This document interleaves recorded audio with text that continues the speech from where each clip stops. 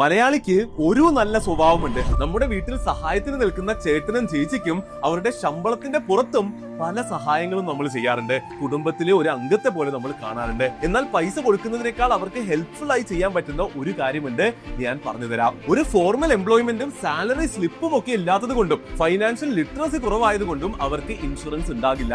അതുകൊണ്ട് തന്നെ unexpected hospital ബിൽസും earning മെമ്പറുടെ മരണവും ഒക്കെയാണ് അവരുടെ ഫാമിലീസ് നേരിടുന്ന ഏറ്റവും വലിയ പ്രശ്നങ്ങളിലൊന്ന്. എന്നാൽ ഇപ്പോ അങ്ങനെയുള്ളവർക്കും ഇൻഷുറൻസ് കിട്ടാൻ ഗവൺമെന്റ് ഒരു സ്കീം കൊണ്ടുവന്നിട്ടുണ്ട്. ടേം ഇൻഷുറൻസിന് സരൽ ജീവൻ ബീമയും ഹെൽത്ത് ഇൻഷുറൻസിന് ആരോഗ്യ സഞ്ജീവനിയും. ഇതുപ്രകാരം മാസം 700 രൂപയോളം കൊടുത്താൽ അവരുടെ എൻറ്റയർ ഫാമിലിക്ക് 5 ലക്ഷം വരെ ഹെൽത്ത് ഇൻഷുറൻസ് കിട്ടും.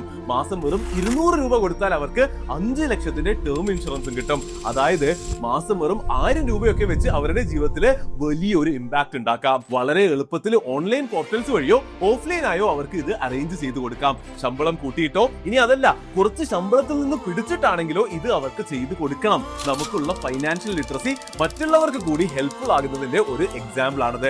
അപ്പോൾ നമ്മളെ ഹെൽപ്പ് ചെയ്യുന്ന, അവരെ പറ്റി കെയർ ചെയ്യുന്ന എല്ലാവർക്കും ഷെയർ ചെയ്ത് കൊടുത്തോ. അതിശക്തം.